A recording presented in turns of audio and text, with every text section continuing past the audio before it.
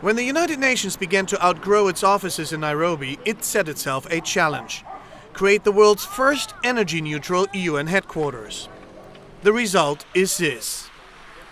One of the greenest buildings in Africa, featuring the continent's largest solar panel installation, over 6,000 square meters, energy-saving lighting, natural ventilation, and an ultra-energy efficient data center, all designed to generate as much electricity as its 1,200 occupants consume.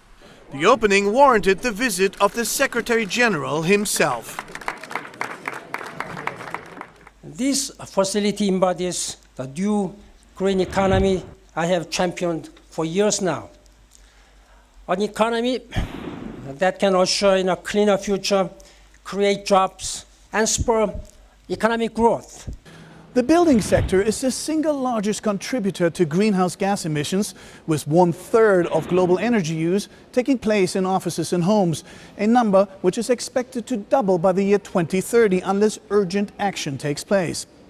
The United Nations Environment Programme has done just that, building an energy-neutral showcase it hopes will be copied far and wide. The $19 million office facility takes environmental sustainability to a new level, incorporating cutting-edge eco-architecture and energy-neutral designs. Perhaps most surprisingly, it was built in Africa by local architects and contractors. It is remarkable that UNEP and UN Habitat, both of which are at the heart of global efforts towards sustainable environment and human settlements, are pioneering this milestone project in our region and Africa. Situated almost 1,800 meters above sea level, just south of the equator, Nairobi was deemed the perfect location for the new building, as it enjoys warm, sunny days and cool evenings. The building's data center benefits directly from these conditions. Traditional data centers are the biggest consumers of energy in office buildings, using high-powered air conditioning to maintain the servers.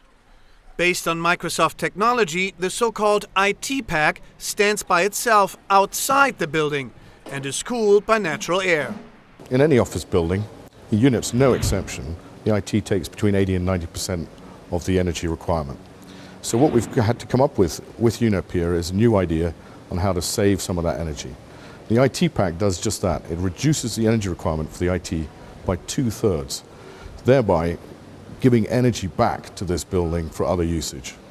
We have installed the first IT pack in Africa, which is another example of how the latest technology can be deployed in Africa. And this was also one of the objectives of the United Nations, to demonstrate that the latest technology available on the world market deserves to be deployed also in a continent like Africa, because energy is a major issue here. Other features include a central atrium with light wells in every office zone, solar water heaters and energy-efficient computers.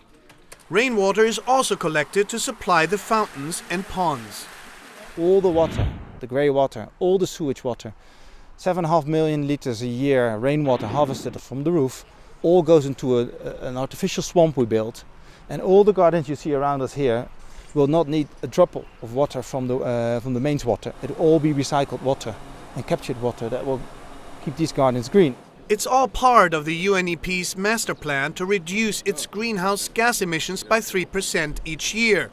Implementing the efficiency measures is expected to save the organization an estimated $800,000 a year. I hope that as a result of what we are doing here in Nairobi, other parts of the UN system will also look at this technology, because our objective is to reduce our own electricity consumption, our CO2 emissions, and therefore anything we can do, from lighting to management of infrastructure to the data centers and the information communication technology hardware, are all part of this effort to make the UN more climate neutral over time. The United Nations World Headquarters in New York is itself undergoing a nearly $2 billion renovation, an eco-friendly refurbishment expected to be completed by 2013. At a time when environmental catastrophes dominate headlines, from the oil spill in the Gulf of Mexico to the nuclear crisis in Japan, the UN aims to set a positive example to the world. This building is a living model of our sustainable future. Because, ladies and gentlemen, if our growing population is going to survive on this planet, we need smart designs that maximize resources, minimize waste, and serve people and communities.